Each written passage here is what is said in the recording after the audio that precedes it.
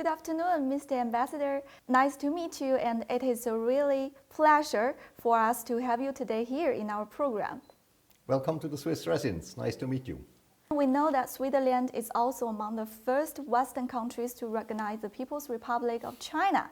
And since China and Switzerland established diplomatic relations in 1950, the two countries have maintained close cooperation and friendly exchanges with each other. So looking backward, what are the highlights of our bilateral relations in the past over 7 decades? Mm-hmm. Indeed, it's a long and it's an intense history that we have. Switzerland was among the early starters to recognize China and to establish bilateral relations between the Chinese government and the Swiss government. A very big highlight, of course, then was in 2014, when we followed with a free trade agreement between our countries. So Switzerland was also one of the first countries to have a free trade agreement with China, and that reflects how much we want to promote trade between our two countries. And in 2016, we have a strategic innovation agreement, and that agreement also gives a more holistic framework to the relations. So we should meet every year and see how we can develop these relations between Switzerland and China. So looking forward, what are the key areas for our future cooperation, maybe? I think we have cooperation now in most fields. When I counted, I saw that we had almost 30 dialogues in almost 30 fields. That goes from environment to agriculture to business to finance to human rights and many other fields.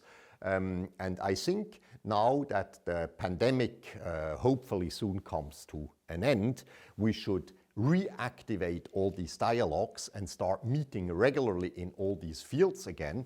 In some of the fields we had digital meetings, but digital meetings never have the same quality as human-to-human, face-to-face meetings. So I think we should pick up those dialogues again and go back to more quality meeting, visiting each other and working on those fields.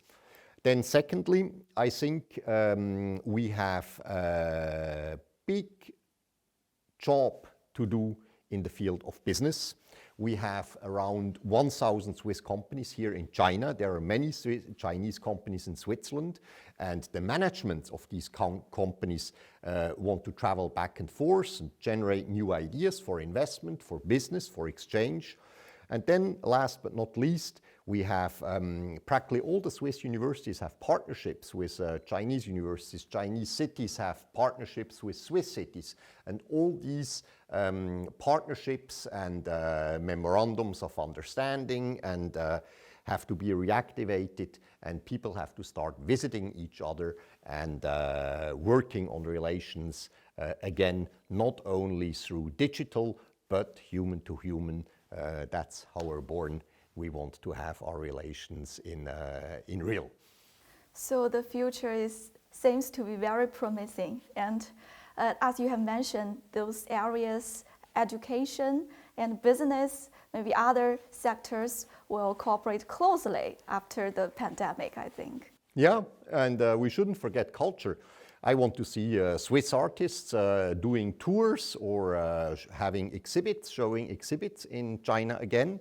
And I want to see Chinese productions going to Switzerland again and being staged there, so that also the people who are not able or willing to do the long trip between our two countries get to learn about the other country more and more. Thank you so much. Thank you, Mr. Ambassador, for having this interview with us and sharing your stories, your experience, as well as your perspective on China-Switzerland relations. Thank you so much. Thank you.